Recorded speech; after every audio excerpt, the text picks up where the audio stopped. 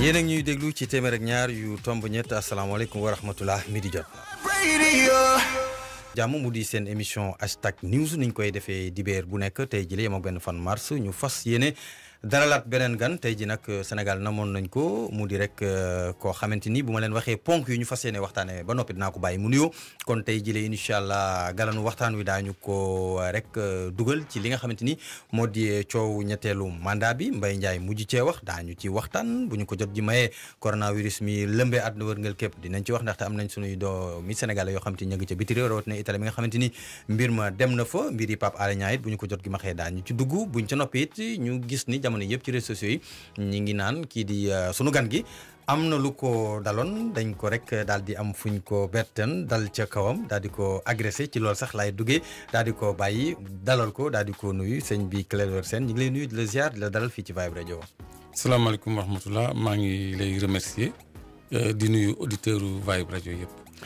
acca kon nag gan gi dégg ngeen ko mu di Clédor Sène niñ ko waxee laata may def leen dama leen di wax rek ni AIBSB li ci gën a fës ci àllarba jàpp alxames moo di ni waxu ñetteelu mandat président de la République Macky Sall dafa mel ni pënd ba wuréegul firnde gi moo di ni que ca mujj wax gannaaw Mahammed Boun Abdallah Dionne di Mbaye Ndiaye ci rek télévision bu ñu ko invité woon wax na ca ba mu waxee nag ku ci nekk ak na nga ko gisee ku ci nekk yii ci yàbbi ci waral ñun ba ñu jokkoo kenn ci ndawi socialiste yi Bassirou Samb am na lu mu wax Babacar ñu déglu ko ñëwaat. attention sénégalais yi rek ni président Macky Sall mu ngi ci premier atu mandat bi mu gañee ba ci ëllëg sa ca la woote opposition bi waxtaan bu ñu waxtaanee grand dossier mooy dialogue bi ñu jëm nii loolu mooy man gañe naa waaye mënumaa dem ñëw leen ñu toog waxtaan boobu ba tey ñu ngi mel ni ku nekk ci campagne électorale ni mu gañee élection yi duñ ci dellu si mais fexe na ba déggoo ci dàq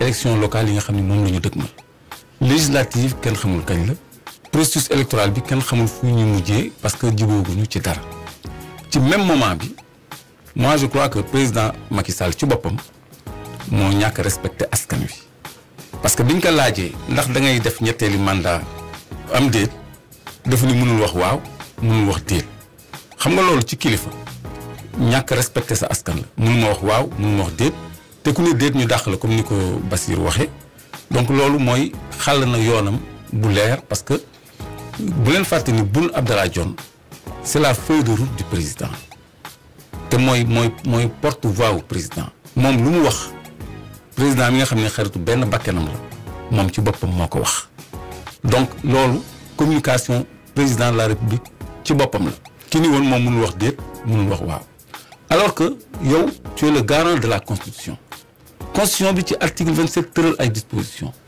ni kenn mënul def ñaari mandat yu toftaloo dafa njëkk jiital ci benn disposition yi mandat yi juróomi at la kooku muy benn ñu demaat ci beneen disposition ni kenn mënut a def ñaari mandat yu toftaloo léegi yow chef de l'État gardien de la constitution ñu laaj la pour troisième mandat yow nga teg constitution bi fële di mënoo wax waaw mënoo wax déet. mënul wax waaw mënul wax déet dagguma la waaye comme ni nga ko waxee Mahammed Boun Abdallah Dionne bu doon day gisaane bu gisaanee mu gisaane boog jàpp na. c'est la kon 2035 bi mu wax moo di day def troisième mandat. c'est la voix de son maître 2035 bi mu wax Mbaye Ndiaye moo ko leeral en fait parce que Mbaye Ndiaye biñ ko invité communication bi dafa tegaloo kii dafa wax 24 heures après kii wax. dañu am li naan démarche séquentielle bu fekkee ni programmeur nga. démarche séquentielle da nga koy xam étape par étape pàcc par pàcc parce que bi Boun Abdallah ne 2035 nit ñi comprendre ñu. ñi sax dem nañu ci seen plan Sénégal émergent bi jëm ba 2035. parce que loolu la maire bu Saint-Louis daal di. waaw mais il avait pas bien compris maintenant ça vient d'être clair parce que Mbaye Ndiaye nee na constitution bi visé wul mandat précédent wu Macky Sall parce que d'après la nouvelle constitution. mandat bi mooy premier mandat Macky Sall moom dans son entendement ça veut dire que président Macky Sall bii mooy premier mandat mën na amaat après 2024 beneen mandat. kon daal bu ñuy tënk galan wax ji coow li bari mooy que ni coow ñetteelu mandat bi mel na ni day soog a door. waaw mais léegi lii yëpp pour man du lu am solo ci débat public du am solo ci débat public bi. parce que du lu ñuy jëfee lu ñuy débattre la di ci yóbbu nit ñi mais nañu xaar ba ñu bëgg ko jëmmal. mbaa ñu bëgg ko dëggal. mais bu ñuy xaar ba ñu bëgg ko jëmmal est-ce que du yéex. déedéet mënoo xeex lu nekkul mënoo jiitu paak ci mbaram. waaw certes ñoom mais xam nga da nga ni président Macky Sall nekk nga sànq ci sa biir wax da nga ni depuis boobu ñu ngi nekk ci campagne lii buñ ko toppee dañu dem ci campagne boo xamante ni du jeex de. mais door na mandat bi du mandat wu liggéey. léegi ngeen ni yéen mandat bi du mandat wu liggéey. léegi yéen ngeen ni da ngeen di xaar ba loolu am ngeen door a indi ay maanaam saafonteeg loolu ngir mu bañ a am. mais loolu mooy yoon parce que bu fekkee ne dañ lay sondé rek nga génn ci tali bi léegi boo yàqee kaas def manifester contre lan nga manifester contre opinion. débat mais mën nga manifester te doo toj doo yàq doo def dara. non mais c'est-à-dire débat politique. warul nekk objet de manifestation parce que ku nekk sañ nga fësal sa mbébét ak sa bëgg-bëgg. léegi nag bu ñu demee ba ci cappaandaw ba président Macky Sall ni conseil constitutionnel damaa bëgg a présenter ba conseil constitutionnel ni waaw mais foofu la jóg di jotee mais fu mu nekk nii c'est un débat politique bu amul benn objet. kon ñu jàpp ne ñoom dañuy sondé. dañuy sondé. ci sonde boobu am na lenn loo xamante ni ku ma fi invité danaan day sondé ba léegi mais souvent Macky Sall bu sondé ba noppi da koy def mu di statut spécial yaa ngi dégg temps yëpp ñu koy wax ci Dakar. loolu yëpp ci ñàkk respecté Sénégalais yi. déet waay la bokk wallaahi parce que gis nga maire de Dakar dañ ko déchoir de son mandat de député. bu noppi révoqué ko de son mandat de maire. privé ko ses droits civiques et politiques. léegi ñoom newoon nañu dañuy changer mode de scrutin ni ñuy falee maire léegi ñu élire ko au suffrage direct mais ils sont tout de même pas rassurés seen xel dalagul ci loolu nee nañu non sax léegi nañu bàyyi président fal ko mais au nom de quoi kii Macky Sall kan la fi moom loolu mënut a nekk Sénégal loolu aussi jotagul bés bu jëlee décret pour ni léegi dañuy désigner maire de Dakar boobaa dina am problème ak waa Dakar. parce que loolu booy xool sax booy xool dëggumal sax booy xool jegewul ci moom ndaxte Aminata Mbengue Ndiaye moo am nu mu ko liyaaree ci biir benn waxtaanu conseil économique social environnemental ba coow li jib mais boobu ba léegi nit ñi ci di ci yàbbi parce que dañuy souvent président Macky Sall bu sondee rek bu gars yi defee nii mu taxawal loolu te nag defe naa maire yi Ndakaaru gis nañ ni 1800 ba léegi daan am maire nag. waaw xam nga ñoom ci seen communication dafa am coordination. parce que bi Aminata Mbengue Ndiaye waxee loolu gis nga ay responsable politique ci mouvance présidentielle yi dem ci plateau yi di défendre thèse boobu. donc ñoom ci loolu la ñu bëgg a jëm. président Macky Sall pour dellu si troisième mandat bi la bëgg ba quatrième. parce que Sénégal mu ngi acheminé wu non Mbengue Ndiaye nee na bii mooy premier mandat am. waaw d'accord donc ça veut dire que mën na am 2 mandats quatrième yi. ça veut dire que après 2024 mën na présenter waat ba 2029. loolu mooy quintessence solo wu li Mbaye Ndiaye wax donc léegi moom loolu la bëgg parce que dégg ngeen ko fi mu ne ñàkk nguur dee moo ko gën a seet xam nga kenn ku am état d'esprit boobu kooku du démocrate dee bu la gën a lay ñàkk nguur ça veut dire que di nga ngoy ci mandat foofu àgguñ fa léegi li waral loolu mooy Sénégal mu ngi jëm ci première gouvernance pétrolière am ak gazière am. dinañ ci ñëw sax incha allah 2021 2022 dina am xewal buy jëm si fii loolu mu ngi ci dugal ay mbokkam ay xaritam am na ci ay taq-taq yoo xam ni moom ak ñi ko wër taq nañ ci bu ñu perte nguur gi dinañu répondre de leur responsabilité ci yooyu moo tax dinañ ci noy loolu la ñuy waajal di ci sonde nit ñi te duñ ci bañ ba jëfandikoo doole mais askanu Sénégal lañ. pétrole boobu nga wax ci la ñuy transiter dugg ci ñi ngi koy wax Sénégal di ko wax réellement ñu ngi koy bind ay BP ay gis nañ fee Osfor nanga réellement est-ce que Sénégal am na pétrole. non réellement Sénégal am na pétrole parce que dafa am ay compagnies yoo xam ne. bi ñu ko amee yàgg na. yàgg na depuis les années 60. non bi Macky ñëwee la feeñ la wala. non c'est-à-dire depuis les années 60 Sénégal découvrir na dafa am lu ñuy wax bassin sédimentaire maanaam suufu Sénégal ak géejam li ci biir ci li mu ëmb ci pétrole ak gaz. donc parce que peut-être xamu leen ni depuis 1996 ci dëkk bu ñuy wax Gadiaga à 60 kilomètres de Dakar Sénégal mu fay exploiter gaz. exploitation boobu Fortesa moo ko reprendre en 2001 te ñu ngi produire 300 000 mètres cubes 300 000 mooy xaw ma nu mu koy waxee ci olof. ñett téeméeri junni mètres cubes. bërigo. gaz par jour. 2000 ñaata nga wax. 2001 ba léegi. ani xaalis bi. non li ci gën a doy waar. mooy gaz boobu jafe-jafe. gaz boobu dañ ko xañ Senelec jox ko Sococim pour mu defar ci courant bu ñuy defaree ciment bu ñuy jaay te Sococim tubaab ko moom. waaw donc yooyu moo fi nekk léegi pour pétrole bi mu feeñee tamit yàgg na. kañ. depuis les années 92. mais kañ lañ ko commencé jëfandikoo muy rentable maanaam. non jëfandikoo guñu ko. waaw nekk guñu en phase d'exploitation mais li am jamono yi du découverte ay développement rek la parce que découvrir nañu bu yàgg. ba données yi nekk Petrosen. bu leen fàtte ni président Macky Sall moo nekkoon directeur de la banque de données de Petrosen. avant muy nekk directeur général Petrosen lui-même. doog a nekk ministre des mines et de l'énergie. puis premier ministre puis président. kon moom il est mu ngi ci processus bi yëpp xam na li fi am mais du lu bees yàlla dafa def rek jumtuwaay yi ñuy saytoo instrument de détection yi dafa gën a xarañ parce que léegi télédétection la ñuy def depuis jaww ji depuis satellite dañuy xam li nekk ci biir suuf si mën ko xayma ci quantité ak ci qualité mën ko délimiter géographiquement loolu mooy li bees nga xam ne li ñuy wax étude sismique 3 dimensions mu mel ni radiographie li nekk ci biir suuf si day indi gis-gis bu leer ci la fa nekk comme ça loolu gisement boobu ñu mun ko certifier gisement prouvé nga xam ni këyitam maanaam licence am day am solo ak valeur bu muy am ci marché boursier yi day doon xaalis moo tax compagnie yu mag yi parce que fii bu fi dara nekkul woon Total du ñëw Cosmos du ñëw BP du ñëw Can Énergie du ñëw ay Woodside compagnie pétrolière yi gën a xam ci monde bi même mobile ay Oryx ñoom ñëpp ñu ngi fi toutes les grandes compagnies pétrolières ñu ngi fi te dañu am ay contrats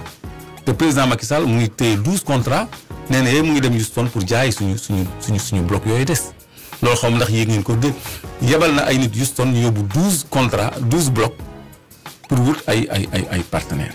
ci wàllu pétrole boobu dinañ ci des ndaxte biiru Petro-Tim moom lëmbi woon na Sénégal ak xibaar yi nga joxe ba joxe fi benn bu bees yow yoroon nga ci lu bari ba yàkkamte woon sax attekat bi woo la pour nga jox ko yow li nga ci xam. coow amoon na fi dem nga wax nga leen li ngeen xam mais boobu ba léegi est-ce que affaire bi am na évolution. non amul évolution te dégg naa sax doyen clôturé na dossier bi jébal ko procureur. mais est-ce que kon loolu ngeen def yéen du mënuñu ko jàppee ñàkk temps bien que. non service seen réew moo leen tax. non ñun defuñu ko c'est-à-dire procureur moo tànn def beneen procédure boo xam ni appel à témoin la moom day laaj ci seede ci benn mbir. alors que bu fekkoon dafa ubbi woon instruction judiciaire juge bi bu paree day jël li ñuy wax arrêt de renvoi jébbal dossier bi benn juge bu koy atte juridiction de jugement la koy jox mais procureur dafa aw ci beneen voie boo xam ne mosuñu ko xam Sénégal appel à témoin mosu fee am guléet mu ngi fi doog am léegi juge bi pare delloo ko procureur te pourtant moom moo fi waxoon ku fi am lu leer na dem dik def naa man maa ci jiitu woon. mais boobu ba léegi benn yoon la ñu déglu léegi mbir moom dafa sérieux man waxuma ko ngir politique foofu dafa am potentiel la fa nekk ci pétrole ci gaz. mu ngi tolloog 70 000 milliards de pieds cubes de gaz 70 000 milliards de pieds cubes de gaz. li nga wax ni c'est technique ndax mën nga ñu ko gën a xaymaal mu oyof pour sama yaay mi nekk ci kër ga mën a. léegi maanaam.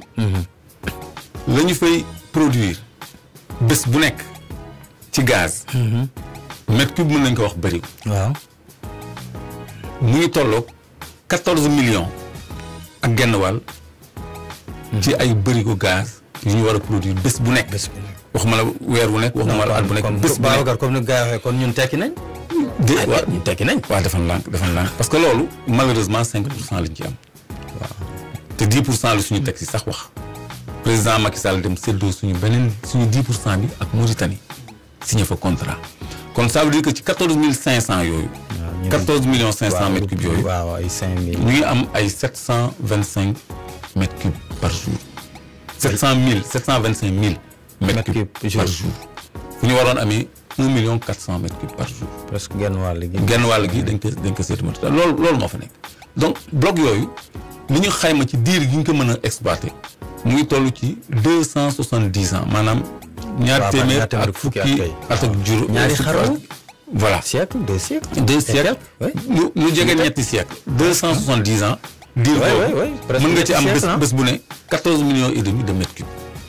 importance boobu la bloc yooyu am. moo tax man ma ciy sonn di ci communiquer. parce que Sénégalais yi dafa mel ni dañu dese xam dayoo la fay génn. te àddina bi dafa am benn enjeu mondial ci contrôle du gaz en Europe parce que Russie ñoo teg loxo ci contrôle du gaz en Europe moo tax BP di ci rayante pour briser monopole Russie dafa am ay enjeux yu énorme ci wàllu géopolitique yoo xam ne bu ko bëgg sax di intégrer ci sama ay réflexion mais lu am solo la loo xam ne dafa jar a leeral te contrat boobu anam yi ñu ko joxee dafa jalgati suñuy texte de référence ba noppi dafa jalgati yoon te inspecteur général d'État dafa sant président Macky Sall pour mu annuler licence boobu loolu moo nekk ci recommandation yi proposition 2 mooy ñu retirer purement et simplement licence yi ñu jox Petro-Tim parce que dafa jalgati suñu code pétrolier te warul am licence boobu. ba léegi ñuy wéy ci waxtaan yi mais Clédor gëj nañ la dégg nga wax benn ñaar manifestation yi ñu gis ay aar li ñu bokk ak yu ñu yow laa gën nañ laa gis. dëgg la moo ko waral teg lu ko waral. dëgg la parce que man toujours day am liggéeyu suuf bu may def parce que sooy xool su may communiquer damay def communication bu exacte bu firndewu boo xam ni dafay am ay dalil ay preuve loolu mënoo xëy rek am ko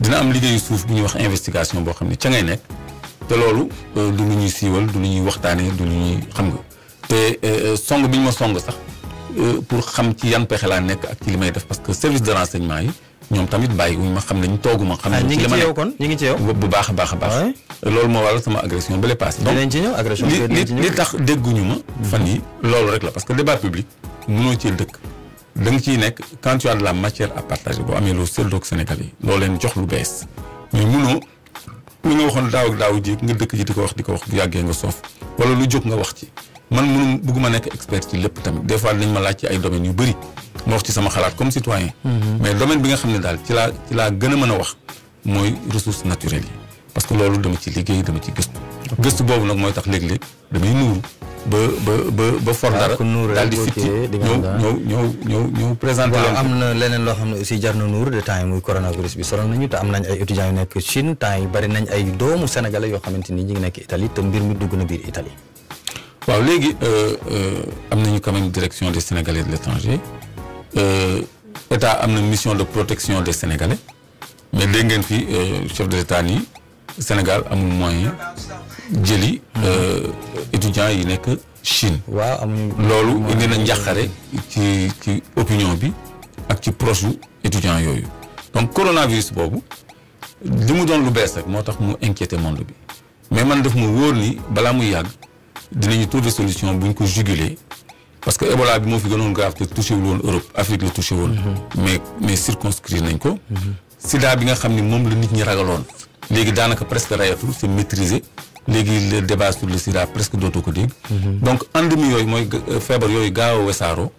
buy doog a ñëw day def objet de recherche nit ñi borom xam-xam yi dañuy tëju. parce que lu bees am ci solution parce que lu bees la. mais à la kulli àll c'est à la portée de l'intelligence humaine danañ ko mën a indil saafara ba du wesaaroo surtout que ci dëkku tubaab yi la dal ñoom dinañ ci gën a góorgóorlu. ndegam li dal ci dëkku Afrique yi ci la ñu trouvé saafara astumaak li dal seen dëkk noonu xam naa balaa muy yàgg ñu. laata ñu dem ko c'est-à-dire man foofu fi ma bëgg a ñëwee sax mooy doomu sénégalais yi nekk ci biti réew bu ñu jógee Chine ci 13 étudiants yi nga xamante ni sax ci xibaar yi ñu mujjee jot ñoom nee nañ tàmbaliwaat nañ seenam njàng alhamdulilah. mais Italie affaire bi dafa commencé di wulee ñaay dafa ba sax am na ay sénégalais yoo xamante ni ñu ngi nekk ci bërëb yoo xamante ni dañ leen isolé. waaw mais am na tuuti désinformation parce que dañu waxoon chiffre bu jéggi dayoo maanaam 23000 sénégalais. waaw loolu te loolu moom màbb na wéru donc am na quelques cas parce que boo nekkee. parce que man jokkoo naa ceeg ab sénégalaise boo xamante ni fi mu nekk Codogno. Mame Diarra Fam. non ab sénégalaise. waaw bu nekk Codogno. foo xamante ni bokk na ci fukk ak benn département yi nga xamante ni dañ leen man isolement laay wax quoi. parce que boo nee quarantaine mooy isolement rek. waaw mais xam nga le mot quarantaine boo ko utilisé day xaw a day tiitalaate. xam nga dafa nekk jàngoro boo ñun olof la ñuy làkk sax normal. waaw xam nga communication bii nii boo ko def ci coronavirus bi. certes jàngoro la bu metti mais nag am na nooy waxee pour mën a nag nit ñi déglu la ak xel muy dal waxuñu bul joxe xibaar bu baax bi waaye it bu ci maanaam daal nga bul exagéré exagéré donc sénégalaise boobu bokk na ci fukk ak benn département yi nga xamante ni ñoom dañ leen fedd donc wax na fi wax yu daw yaram moom lenn rek lay ñaana nee na même bu dee autorité sax dañ leen woo pour nemmeeku leen bu wax leen sax mbaa yéen ci jàmm leen loolu rek sax mën na leen defal ndax yàlla rek mooy xam ko affaire bi di dal kum dul dal ak kuy wér donc man ci côté boobu laay waxee dëgg la doomu Sénégal fu mu mënti nekk ak problème bu mu mënti am war na yëg taxawaayu gouvernement am muy feebar muy problème beneen war na yëg taxawaayu gouvernement am donc war nañ leen nemmeeku surtout que foofu lañ fay am ay consul ak ay ambassade am ay toftal ci directeur des Sénégalais de l'extérieur ak yooyu yëpp donc war na am ñu leen nemmeeku xool seen jafe-jafe jéem ci indi ay saafara wala soulagement. jërëjëf Clédor ñu dem régi ñëwaat bu ñu ñëwee nag dugg ci combat bi man ak yow. incha allah. Clédor mouvement Claire Vision. loolu mi nga am ba léegi. waaw Claire Vision mouvement citoyen la bu sant gindi askan ay dóor la rek mouvement citoyen gars yi koy def mais après fu ñu mujjee mooy parti politique. waaw parce que xam nga dafa am ay mouvement citoyen yoo xam ne. sa boss du mouvement dóor. déglu ma expliquer dafa am parti mouvement citoyen yoo xam ne. waaw dafa am ay ONG yu nekk seen gannaaw di leen jàppale ay ONG étrangères en général loolu moom la ñu gën a xam Sénégal. ok donc ñooñu souvent dañuy am ay objectifs donc Clair Vision bokkul ci ñooñu fii ay citoyens lambda yoo xam ne xamuñu leen sax ci seen public bi ñoo dajaloo décider gindi askan bi ca la ñu moom loolu moo tax a jóg Clair Vision donc booy xool ñun suñu communication communiqué wuñu pour am mbooloo wala pour am militant mais nopp yeeg xel yi la ñu soxla pour laaye leen biir ci li Sénégal am ci koom-koom ak li mu ko mën a jëriñ te jëriñu ko ko. après mu jeex yéen xaaru leen ci dara. déedéet loolu mooy suñu mission. xaaru leen ci dara. xaaruñu ci dara. yéen Clair Vision mënuñu jàpp ne un jour di ngeen kii pour législative wala pour présidentielle non. législative si. présidentielle municipale non. parce que xam nga ma lay laaj. parce que pourquoi xam nga ma lay laaj loolu baal ma xam nga ma lay laaj loolu. waaw parce que dañu xool fii Sénégal gars yi comme li ñuy wax kuy yor du saxat. souvent ci ay mouvement la ñuy demee dañu dem ba saa soit ñu nekk parti politique. wala ñu dem jàppale kenn ni ñun ba léegi mouvement lañ defuñu politique. d'accord waaye puisque élection ñëw na dañu am ak péete donc dañu jàpp ak ñi moo tax ma laaj la loolu. d'accord bonne question xam nga ni man candidat laa woon ci élection législative 2017. waaye kon ñun fa ñuy nasee loi yi nga xam ni. mooy wax Sénégal 10% la am ci alalam tubaab bi am 90%. bëgg ngeen ñun ñu amandé loolu soppi ko def contre proposition loolu lu ñu ñor la.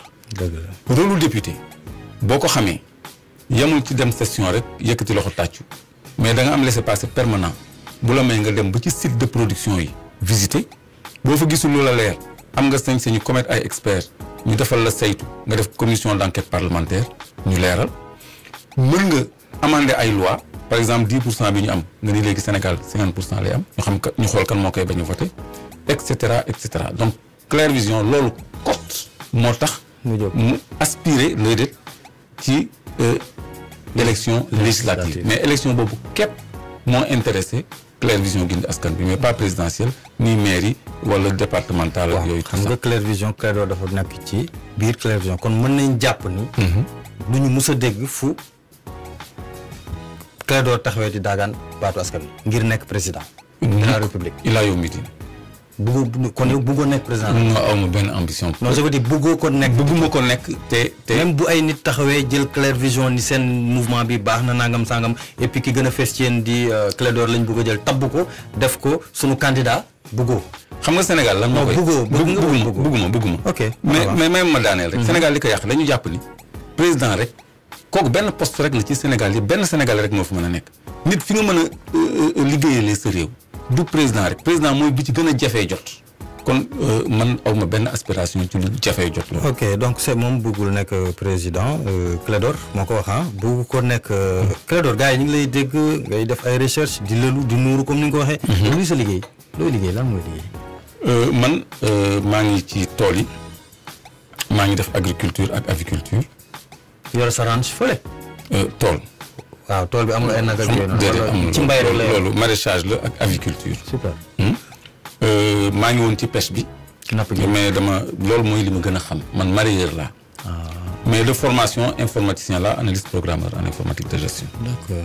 mais exercer wu ma ko lu yàgg parce que maa ngi am diplôme depuis 1986. kon fi ne daal li jóge ci maraîchage bi daanaka. maraîchage ak mariage géej gi jën bi. ci loolu ngay. waaw loolu dem naa ci ba fu nekk. liggéey naa ko loolu laay suturloo waaw. macha allah loolu laay liggéey. macha allah beneen bi nag mooy li waral coow li jamono yee de koj nañ la fi. daf mel nañ la fay agressé. dafa lu melul ni sax agressé nañ la fi. waaw mën nga ci déglu seen. agression bi du loo xam ni dafa àgg ci sama yaram mais sama téléphone la ñu këf parce que boo ñu nee agression ñu bëri dañu tiit foog ni gaañ nañ ma wala dañ ma doon jéem a gaañ ak yooyu ñu ne agressé nañ ko ku nekk tur bi la te ni ñuy relayer information xam man aw ma maîtrise u traitement information bi man information bi nit dañuy ñëw mu ni lii moo xew gis naa titre bu nekk mais toujours est-il que ay samba boy yeeru nañ ma pour jël sama téléphone te mujj nañ jël sama téléphone. yóbbu nañ ko. kon ba ni yoroo téléphone bi. non beneen téléphone laa yor. amul woon ay bagages ci biir. loolu lañ ci yaakaar mais man comme je te dis man informaticien la samay données sensibles du nekk ci téléphone parce que man xam naa ni cible la. mais est-ce que waxoo ko pour ñu ko jël nga dalal seen xel rek. li nga wax ni est-ce que waxoo pour dalal seen xel. non li say données defoo ko ci sa téléphone. non c'est pas la première fois mu may dal te. lu tax kon bii siiw. puisque c'est la première fois du gulet ñu dal sa kaw. mais yeneen yi siiw nañu yow dégg nga fi ñu fekk ma xaaju guddi sama kër bëgg ma jàpp police def gàngoor. kon xanaa donc dafa am ñoo xamante ni dañu am problème ak Clédor wala lan la. xam nga dëkk bi dictature daf fi rampe. gis ngeen koo xam ne Kémi Séba du gis ngeen ni ñu ko def.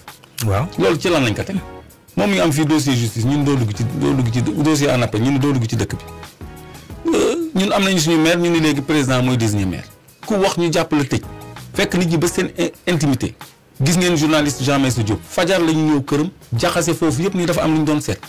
mais dans quelle république nous sommes dañuy foowee liberté individuelle te loolu lu sacré la nit ki waruñu la fekk au-delà des heures légales sa kër ñëw naan dañ lay inquisitionner wala dañ lay jàpp wala dara. wala fekk la ci mbedd mi di jël sa portable ak yooyu tout ça. parce que nee naa la maa ngi ci liggéeyu suuf boo xam ne ñoom xam nañ ko parce que c'est les plus renseignés les renseignements les services de renseignement xam nañu fu ma jëm également loolu la ñuy jéem a gàttanu mais mënuñu ma tere àgg fi ma jëm. kon bu may dégg sa wax. xam nañu bu baax agression bi génnoo leen ci alors. déedéet génnoo leen ci. wax naa ko fépp. fii laa yow léegi bi nga xamee loolu pourquoi tu ne te protèges pas mënoo aar sa bopp ut ay garde corps parce que yow xam nga yow sànq bale yaa ngi naan tur bi muy c'est-à-dire tur bi la Clédor ku judd Clédor seen macha allah Clédor je touche du bois pour mu du dëgg mais lu tax nag yow it fagaru yow sànq mi fii ñëw yow kese ñëw mooy wax nga ne ma sax circulation bi dama wàcc doxe fee ba fee dama wàcc taxi bi parce que dafa am embouteillage Clédor seen di dox noonu àndul ak kenn mais loolu wóor na am te mu wóor la ni yow yaa ko wax léegi en fait ñu ngi lay wut waaw mais nag da ngay doo fagaru léegi waaw maag nguur ku ëpp doole. waaw d'accord. léegi defal naa ko ma wax la. nguur moom moo ëpp doole man mënuma dund psychose sécuritaire maanaam di dox ci mbedd di njort ni ku nekk mu may wut ak yooyu loolu psychose sécuritaire ngay dund. waaw. d'accord naa ci sécurité xam nga d'accord naa sécurité moyen la laaj. d'accord naa ci li nga wax. d'accord naa tuuti je sais mais d'accord yow da nga bëgg may dox di ànd ak ay nit ñu may fay. même ñu may dar. man moyen yooyu dama koo amul. ndax tur bi la nag. waaw tur dina ëpp borom dayoo. waaw loolu moo ma dal kese. waaw parce que man sama tur du dara loolu sama implication ci débat public bi nga xam ne gis nga coow Petro Timbe yëpp yaa ngi ma naan gëj nañ ma dégg gëj nañ ma gis kon nit ñi ñu ngi séntu sax samay intervention dëgg la loolu mooy natt bu ma dab boo xam ni dama ko war a jël en compte léegi loolu nag man aw ma moyen di doxantoog ay gàngoor fu ma toll di leen yore di leen entretenir loolu am na ay hommes politiques yoo xam ne am nañu yeneen ressources yu ma amul man yoo xam ne mën nañ ko wala ay hommes publics yoo xam ne am nañu yeneen ressources yoo xam ne man aw ma ko donc man ci li ma mën laay dund ba noppi dénk sama bopp yàlla xam ne ci dëgg laa nekk lu ma ci fekk mu jaral ma ko. lu la ci fekk nga jaral kon yow dafa mel dawoo coow. non pas du tout. dawoo coow pas du tout. bu ma doon seetkat dama naan yow doo daw ko tu coow ndaxte bu ñuy fàttali ko ay jamono mbir amoon na fii maître Sey ñu tudd la ci.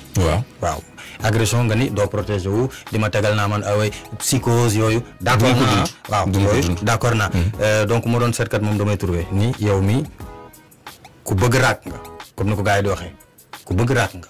xam nga dëkk boo ci nekk kuy def lii moom ku moytuwul. da nga bëgg raak.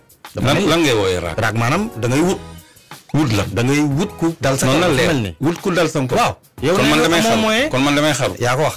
waaw léegi dëkk bi. waaw ku amul garde corps waru fee doxantu quoi.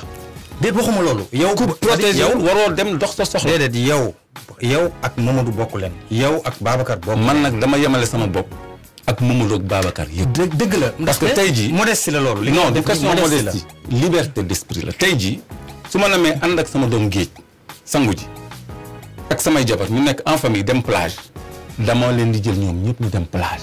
c'est risqué su ma bëggee dem restaurant ma ànd ak ñoom dem restaurant. c'est encore risqué. su ma bëggee am leneen lu may dox ma dox ko parce que sénégalais waa comme ñëpp du ma VIP.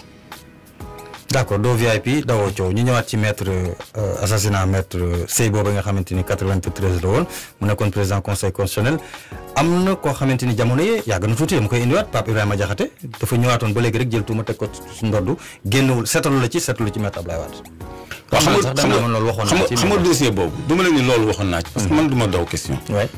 dafa am ñu koy utiliser c'est une affaire à géométrie variable. politiciens yi ñoo ciy def surenchère politique. mais boo xoolee man maa ngi génn 2002. waay 2002 ba 2017 kenn dégguma ma wax ça fait je crois 25 ans bañ may fexeelaat di ma coller motif ci laa intervenir ci benn émission Sen TV Ahmed Aïdara ci la nit ñi commencé xam sama xar kanam waaye c'est vrai. ba ma ca waxee ba léegi kenn waxaatu ci interpellé naa état interpellé naa assemblée nationale interpellé naa justice pour ñu tijjiwaat dossier bi leeral aw ma benn tontu. ba léegi tudd naa ñoo xam ne ils étaient au cœur de l'état li ci gênant ci dossier bi mooy fi mu nekk nii ñu bëri génn nañu àddina. waaw loolu te am nañ ñu doon defal hommage bu yàggul ba léegi. doo mën a toog fii di teg ci seen del dara parce que loolu même diine mayuñu ko ku génn àddina boo ko xamalul boo ko mënul waxal lu rafet nga noppi loolu moo may tënk man moralement mais je suis tout à fait à l'aise pour aborder tous les sujets sans tabou comme li ngay wax ni man du ma dellu gannaaw la préféré que raak man du ma dellu gannaaw ci sama responsabilité voilà donc Pape Ibrahima Diakhaté jàppaloo ko dara ba mu waxee loolu ba léegi jàppaloo ko non man dama xam li nekk ci gannaawam ak ñi nekk ci gannaawam dama xam nommément ñan ñoo nekk ci gannaaw Pape non loolu du ma leen wax fii benn député la dama ko xam moo ko wax loo waaw benn député la xam naa ko bu baax. kon après moom seen déclaration woo nga ko téléphone wala gis ngeen wala moom Pape Ibrahima pas député bi. non parce que yii du gulet mais bii da ci si woon parce que après dafa nekkoon à la une. non xëy na waaw am na yeneen yu bëri yu nekkoon à la une. mais bii moom ànd naag Abdou Latif Coulibaly bind livre Abdou Latif Coulibaly boobu moom moo ko alimenté. waaw c'est du gulet.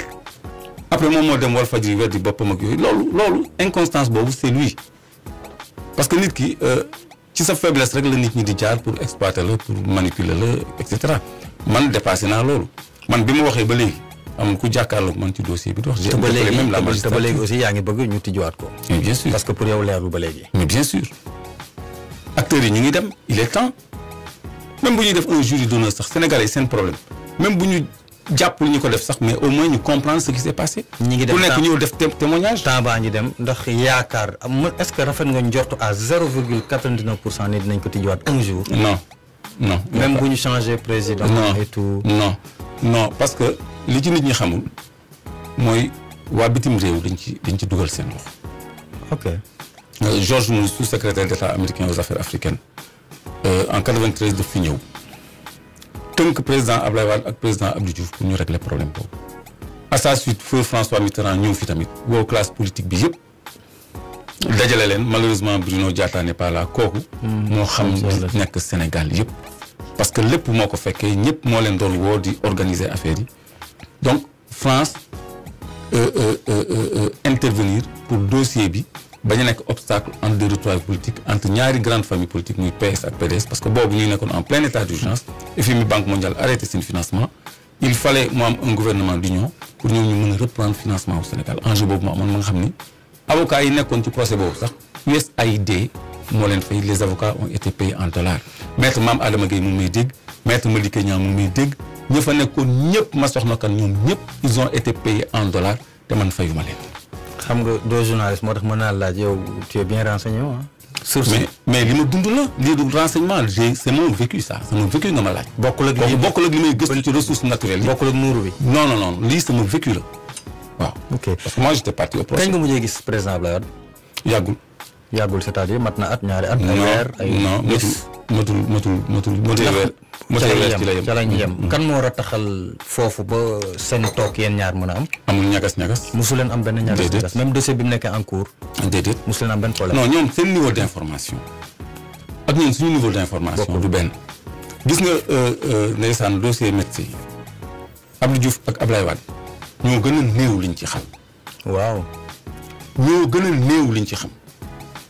moo tax ñoom ñaar ils se sont toujours retrouvés contre les faucons qui les entouraient les faucons qui entouraient Abdoulaye Wade Abdou Diouf plutôt au palais moo tax ñooñu ñu ci bëri dëddu nañu bu ñu fi nekkoon man bi ñu fi nekkee posé naa débat bi mais dañu waaf kenn tontuwul. kon daal mën nañ jàpp ne dossier boobu li ñu ci xam lu bari gannaaw yow Pape Ibrahima Diakhaté ca la bokk damay indiwaat turam. non ndax moom dafa wax yow nga wax. waaw léegi ñuy gëm yàlla rek xam ko. déedéet ñi ci xam dara. non ci man ñaar ñooñu rek laa mën tudd yow ak moom mi nga xamante ni bon fësaloon na ay kàddu ak yooyu noonu loolu moo tax. loolu ñi ci xam dara doo leen mës a dégg ñu wax. ok mës ñuy prononcé wu ci dossier bi. kon dañ ko waaw ko la nga waxoon sànq dañ ko wax loo député mu nekk ci ginnaaw di ko wax loo. si xam dara mos ñu prononcé.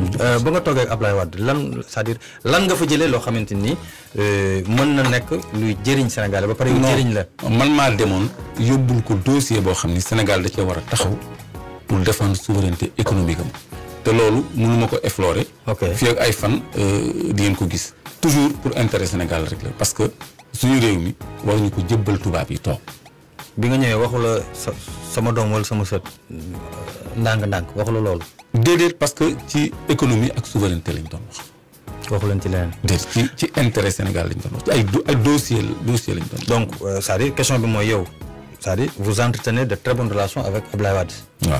et avec le parti de Maître Wade ou bien. non pas le parti. Ouais. man c'est juste une question. non pas avec le parti man bokkuma ci instance du parti politique. je sais mais je veux dire ndax. non pas avec le parti. pas bi et puis jeex na quoi mu jeex. waaw pas avec le parti. mais njabootu pas bi moom. non. Karim Wade par exemple non. déet waay. si même Karim amu leen benn. non. non. ci opposition bi ndax am nga ci ay. si xarit tout le monde. ñoom ñëpp. man maa ngi nekk membre Front de résistance nationale. FRN. donc pratiquement toute l'opposition dañuy tase en conférence des leaders périodiquement di évaluer situation politique au Sénégal kon pratiquement classe politique bi yëpp laa xam. donc yu bari waxtaan nañ ko waaye nag du ñu toog ak moom te du ñu wax ak moom ci mbir yi Guy Marius Sagna dinañ ci wax Guy Marius mi ngi xomb mi ngi ko féete ginnaaw ba sax kàddu biñ ci mujjee dégg dafay jógee ci Barthélémy Dias mu ni bu dul woon li mu nekk chrétien génn bu yàgg doo mën a jàng doo jàngate loolu. waaw kàddu buñ ci mujjee dégg sax kàddu cardinal bi. parce que moom nee na tamit loolu comprendre ñu bàyyi ñi ñu jàppandoo woon ak gi yëpp. daal di téye. c'est-à-dire Babacar Seet ji. mooy problème liberté individuelle yi ma doon wax rek li xewoon ci kër Jean Meïssa Fall man bëgguma mettre sama bopp en exergue Jean Meïssa Diop. ak ñeneen ñoo xam ni foowee nañu seen liberté. Guy lan lañ koy reproché manifester palais c'est vrai que am na arrêté Ousmane Ngom àggul ci grille bi àggul on a vu les images. Guy dem na ba jàpp même bu jàppee ci grille yi. jàpp na ci grille yi. admettons léegi étudiant APR yi fa doon xiiroo ko ŋaayoo ñoom dañoo yéeg ci bunt bi sax far di fa xeexoo. ñooñu dara fekku leen ci muy 2 poids 2 mesures mais même bu fekkoon ni Guy dafa jàpp ci grille pari bi. manifestation interdite yooyu. jàpp nga nit ki dépéré nga ko placé nga juge ko en flagrant délit bàyyi ko mais pourquoi ñu tijji instruction ci loo xam ne amul leneen lu dul exercer droit bi nga xam ne moom la constitution bi may parce que ñoom arrêté bi ñu jël pour téye ko pour layal ni manifestation boobu amul autorisation muy arrêté Ousmane Ngom mënul féete kaw constitution mënul féete kaw loi te arrêté boobu attaqué nañ ko ba màbbal ko arrêté boobu est-ce xam nga daal na fi jàll wax na ko fi keroog. non loolu lu leer la c'est-à-dire nit ñi ils sont pas outillés mais loolu mënul féete kaw constitution léegi loolu la ñuy layalee pour arrêter gi ba noppi sempi ko ci ñëpp téye ko parce que nguur gi dañu ragal lu leer laa lay wax. parce que dañuy jàpp. Macky Sall ragalul de. waaw déglu ma wax la dañu jàpp étudiant ak professeur d'université. waaye Babacar. université di toj ndax étudiant ak ñan la ñu njëkk a bàyyi. waaw étudiant yi. ñoom la ñu njëkk a bàyyi. pour affaire bi seetlu. gii nag famille politique am moo waroon yëngu-yëngal comme ni étudiants yi yëngalee pour seen professeur ak pour seen camarade ñu wàcc ci terrain bi parce que moom mu ngi am liggéey de soutien ci famille politique. donc ñooñu war nañu gën a présent ci combat autour de la libération. waaw fii sax ñu rafet ci njort parce que booy xool front bi taxaw nañ sax maître Amadou Sall dugalaat beneen demande de liberté provisoire ñu xool nan la waa nekk mu jéeg. waaw loolu la ñu décidé woon en conférence des leaders mercredi bëri passé. effectivement pour ñu impliquer wu davantage. ci xeex bi nga xam ni ay mouvement citoyen ñoo ko jiitee dans le collectif ñoo lank te à chaque fois ñu ñëw di seet si front bi pour ñu def jonction ci lutte bi.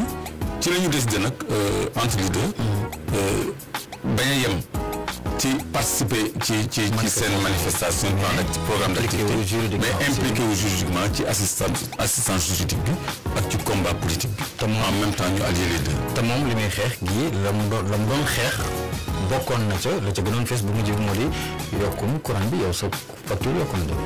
non facture ñëpp yokku ci lu dul yoon d'abord. parce que ñun dañu bokk ci benn cas. yokku bi waaw du yoon ñu ni xaw ma nguur gi daf leen amel xaalis ak kii pétrole bi mooy jóge yooyu. non c'est-à-dire dafa am ñaari facteur ñun dañu bokk ci benn kuréel bu ñuy wax UEMOA dafa am benn kuréel bu tudd IRD initiative pour la réduction de l'électricité IRD dañu fixé ñoom ni la régulation plutôt de l'électricité dañu fixé ni espace UEMOA prix kilowatt-heure warul dépasser 30 francs juróom-benn Côte d'Ivoire ñoom ñu ngi ci fukki dërëm. mais ñun ñu ngi woon ci 110 fukk ak ñaar avant augmentation bi te léegi augmenté waat nañ ko encore donc loolu dafa waroo ak recommandation UEMOA kooku muy benn ñaareel bi man newoon naa fi dañu indi benn bateau turc boo xam ne bateau bi centrale à gaz la dafa am ay turbine day jéggaani gaz bu ñuy wax méthane lakk ko def ko courant jaay courant bi Senelec te boobaa suñu facture dina gën a cher bateau boobu ay milliards lañ koy fay loolu lañ moo ñu gënal tabax benn turbine à gaz boo xam ne peut-être 200 milliards la ñuy dikkee te bateau bi par at dinañ ko fay lu ëpp loolu léegi ñaareel bi mooy banque mondiale dafa ni subvention yi ëpp na Sénégal na arrêté subvention yi ñuy def ci produits pétroliers yi donc comme ñoom ñoo ñuy abal ñoo ñuy dicté léegi boo arrêté subvention yi importer méthane loué benn centrale flottante naturellement facture bi dafay yokk kooku ay mauvais choix de politique énergétique la boo xam ne ñaar ñoo ko guidé benn bi manque de souveraineté économique mooy dictat FMI banque mondiale ñaareel bi mooy affairisme parce que ci importation méthane bi am nañu séq nguur gi ñoo xam ne dañ ci gis seen bopp dañ ci am intérêt ci li ñuy jaay Senelec courant am na ci ñoo xam ne ci contrat yi dañ ci am intérêt donc ñaari raison yooyu boo ko boolee léegi askan bi ñun ñooy fay moo tax ñu war a taxaw bañ loolu kon gii dafa xàll yoon daf ñu won yoon ñun au lieu ñu aw ci yoon bi ñu nekk fii bëgg a yemale suñu activité ci ay manifestation autorisée yoo xam ni dañu leen fii ba fii nga am droit marche ñu encadré la ñu bëgg a feeñ ñoo buuxante ci kanam yore seen pancarte seen visuel seen t-shirt après vous vous rassemblez message bi war a jàll sax du jàll ay slogan ak animation la ñuy gis après tout le monde se disperse loolu libéré ñu kii dañu war a imprimer ay rapport de force yoo xam ne dina pousser état bi mu élargir espace de liberté yi nga xam ne mu ngi koy restreindre ba mu ñëwee ba léegi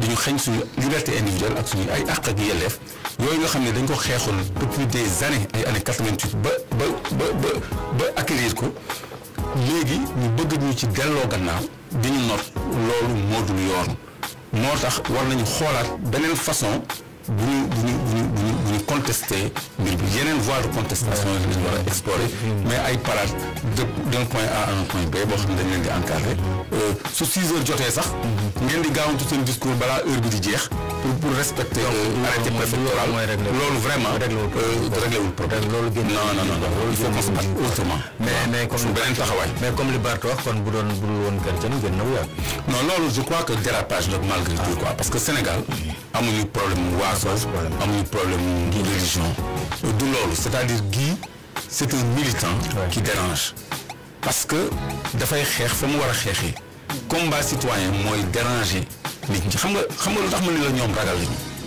ñaan état bi Macky Sall ak ñoom waaw ñoom ñëpp Macky Sall ak ñoom ñëpp parce que étudiants yi Sall ragal la quoi ñoom ñëpp ragal lañu Macky Sall moom ragal la Macky Sall ragal la loolu nga bëgg ma fësal déedéet dama doon laajte rek Macky Sall ñemewul parce que professeur Boubacar Diop bi université tàngee dañ ko bàyyi étudiants yi bi université tàngee dañ ko Babacar Diop docteur Babacar Diop dañ ko bàyyi loolu reculade la loolu université kese moo tax parce que dañu bëggoon dagg jonction bi ils ont réussi momentanément entre les étudiants et les forces citoyennes ñu bañ a am cause commune et stratégie la mais Guy il appartient à une entité politique on le sait proche du PASTEF quand même et c'est pas les amis de Macky Sall loolu ça l'a desservi tamit ci cause bi mais du affaire chrétien ak musulman je crois que proximité ak Ousmane Sonko bokk na ci li tax sax gars yi teg ko loxo parce que nit ki bu ñu mënul jot ci yow dañuy jot ci ku la jege voilà Youssou Ndour am na nu ko wooyee je sais plus comment mais loolu la jërëjëf xanaa nag ñu dugg ci question bu mujj bi rek dañuy wax ci jamono yi aussi am na lu fi xewoon te Pape Alé def naa xam nga ko. boo ko xamul it am na kër boo xamante ni waaw am na kër boo xam ne boo ko liggéey mu di Sen TV.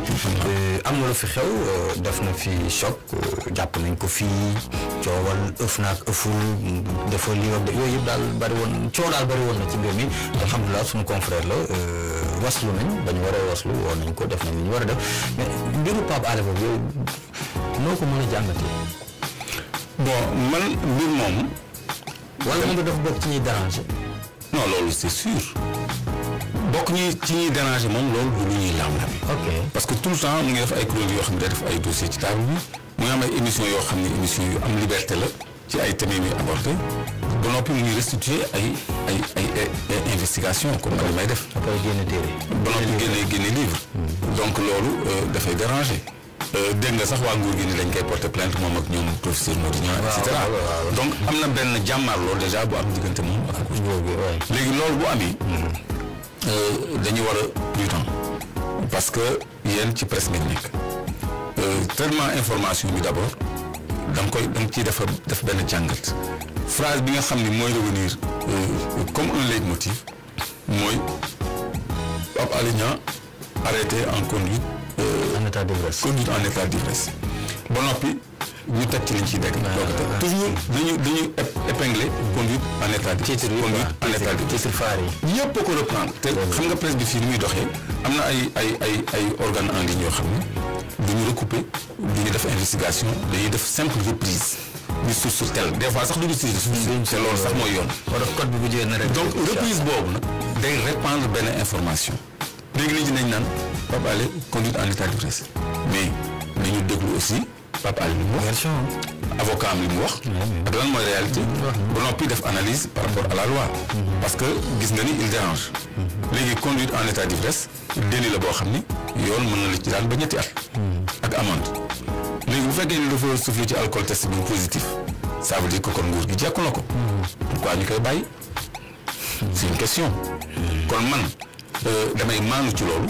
parce que am na ay inconcordance am na ay incompréhension. am na lu ci leerul daal. am na lu ci leerul toujours est-il que Pape Alé yoon retenirul benn charge contre lui effectivement. yoon waxul ni il a conduit en état d'ivresse presse bi moo wax loolu ses confrères ñu wax loolu pourquoi à quelle fin est-ce une erreur de bonne foi est-ce qu'un souci de communication loolu la ñu war a saytu plutôt mais.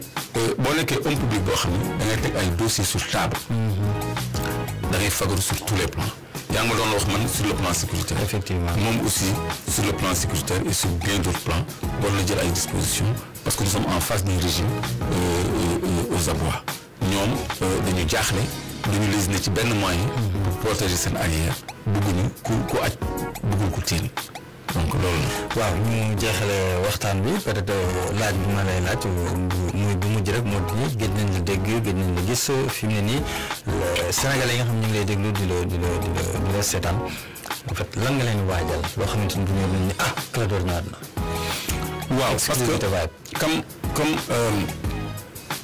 ni mu leen ko waxee woon rek. parce que yaa ngi muuru de dama nekk ci liggéeyu suuf boo xam ne pour Sénégalais yi la. am na ay dossiers yoo xam ni benn par benn dinaa leen ko tegal ci table bi yoo xam ni dina révéler vraiment que ñi ñuy jiite respecté wuñu le bien public. waaw mais doon may benn rek. waaw ci war a ñëw. waaw léegi bii war a ñëw. waaw bu rëy la. muy ban. parce que dama jàpp sàcc. da nga jàpp sàcc. waaw bu rëy sax. sàcc bu nekk position. dama jàpp 5 milliards. léegi 5 milliards. waaw léegi. non j'ai pas compris. léegi non loolu leer sa bopp mënul leer sa bopp te du leer sa bopp. dama jàpp sàcc. dama jàpp sàcc bu ku sàcc 5 milliards. dama jàpp sàcc bu rëy. da nga jàpp ku sàcc 5 milliards. sàcc bu rëy. da nga jàpp sàcc bu rëy. léegi loolu de toute façon du mën a leer sa bopp parce que exclusivité mu ngi si am dama bëgg a mettre la presse au même pied d'égalité convoqué ndax solo ga mu am bu ko defee ku ci nekk ma jox la élément matériel yi ba noppi livré wu à vos questions ñu doon du leer ni fan mais loolu am na leneen lu ko war a jiitu balaa may jëm ci conférence de presse bi loolu laay waajal Sénégalais yi comme ni mu wax lan laa leen di waajal maa ngi leen di waajal restituer liggéey boo xam ne dina am impact parce que fi mu nekk nii taxawaay bi sama taxawaay man à partir de sama agression bi. dafay soppeeku dafay changer. ok waaw dafay changer incha allah on va passer à l'offensive incha allah. incha allah sa kàddu bu mujj gannaaw bañ la jaajëfalee. mooy maa ngi gërëm ñëpp di leen jox dig daje fii ak ay fan yu néew pour tegal leen ci table bi li mu leen liggéeyal incha allah. incha allah mu doon seen émission Hashtag News ñu ci doon dalal seen gan que loolu seen namoon nañ ko ngeen mën a ñuy bu ñu noppee léegi nii rek ci rajo bi incha allah mën ngeen ñu suivre ci YouTube ndaxte Ablaye mi ngi fii taxaw jël na ko lépp incha allah dina ko defar ni ko gars yi waxee ba mu ala daw na Babacar moom naka jekk macha allah di ko jaajëfal jarul nga xool di ñàngal di ko jaajëfal kon nag leen jox dig daje incha allah ay bés bii ñu dëgmal gannaaw Vibe point seen application bi ci ñun teew nañ ko leen di ànd ñun ci Facebook Twitter Instagram jërë ngeen jëf. 102.3 le nouveau son.